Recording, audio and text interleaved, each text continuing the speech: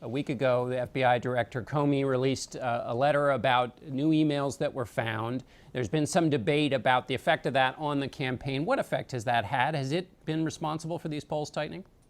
You know, what we saw, John, was actually polls tightening a little bit before that letter came out. And I view that as kind of a natural tightening, excuse me, at the end of a race. Undecided voters, if they have a Democratic or a Republican lean, they tend to go back to their team.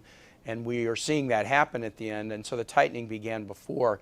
I will say one thing we've really seen since that letter came out, and then the director sort of backtracked on it a day later. And then there's been subsequent stories this week about internal turmoil within the FBI.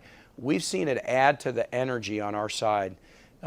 People on our side view this campaign as so important. The stronger together message is so important, and people don't want it to be distracted. So there has been a great uptick in energy on our side in early vote. So has it helped the campaign? I wouldn't say. I think at the end of the day, it's probably going to be a net wash. There was some concern, but then as more information has come out about internal turmoil within the FBI, it generated energy. And more than anything, I think Hillary's point of view is, look, let's not get distracted. We're making our case about a nation that's stronger together, that builds an economy that works for everybody and promotes the right view of American leadership in the world. That's what voters want to hear about, and we're going to stay focused on that through the end. There's been some pretty tough things said about the FBI director from even within inside the campaign. Is Hillary Clinton going to be able to work with Director Comey if she gets elected? You know, this is, I worked with Jim Comey when I was mayor of Richmond, and he was the head of the criminal division in the U.S. Attorney's Office in the Eastern District of Virginia, and we've had a solid working relationship.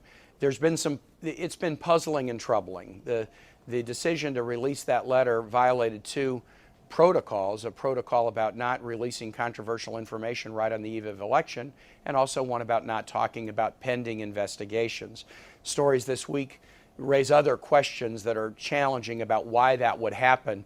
But those are questions for later. We have to focus on making the case as to why Hillary will be the best president between now and when the polls close on Tuesday, November 8th, and that's what we're focused on. And the response that we're seeing, I was in Florida all day yesterday, one of the closest states here at the end, the energetic response, this new coalition of voters that Hillary Clinton is putting together, which is a reflection of people's positive views about her. We're really gratified by that. So I didn't hear a yes, she'll be able to work with him.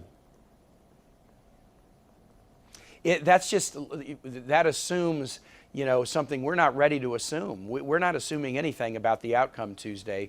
We are focused on doing everything we can to win on Tuesday. All right. And then we'll think about what happens later.